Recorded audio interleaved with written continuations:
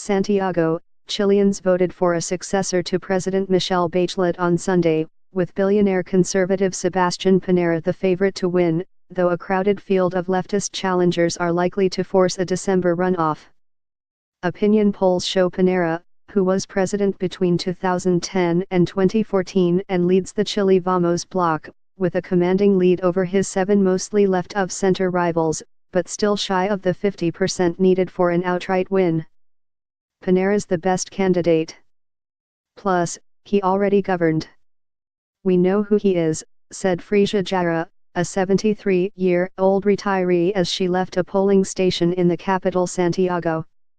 Former TV anchorman, Senator Alejandro Gil is the flag-bearer for Bachelet's fractured center-left Nueva Mayoría coalition.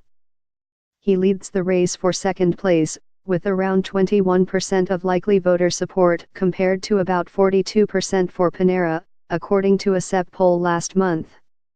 The election is the latest in South America to pit left-leaning politicians against the conservatives increasingly taking their places. Pinera has pitched himself as a vote for a brighter future. "Today we're going to make a decision that will impact our lives for many decades," Pinera told journalists after voting at a school in Santiago on Sunday. "I know we're going to pick the right path, the one that takes us to better times." This year's vote is a turning point for Chile's coalition of center-left parties, previously known as the Concertación. The pact, which for decades has dominated Chilean politics, fissured under Bachelet, riven by disagreements over policies such as loosening Chile's strict abortion laws and strengthening unions. Bachelet, who is barred from running in this election by term limits, will step down with approval ratings near 30% and the legacy of her social and economic policies uncertain.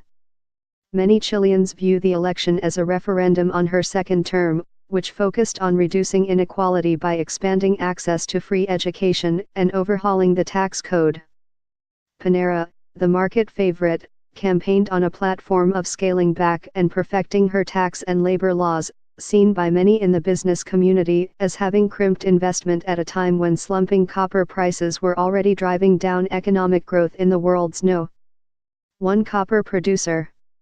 Gil, who is ideologically aligned with Bachelet, has promised to deepen her reforms and has tapped support from Chileans who view Pinera as a setback for gains made for students, women, and workers.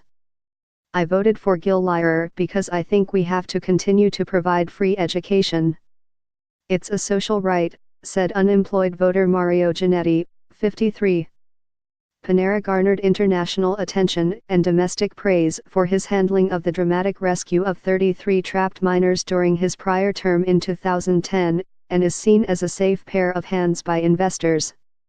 But his administration was marred by massive student protests seeking an education overhaul. His responses were often seen as out of touch and grassroots groups still oppose him. Both Pinera and Gil would keep in place the long-standing free market economic model in one of Latin America's most developed countries.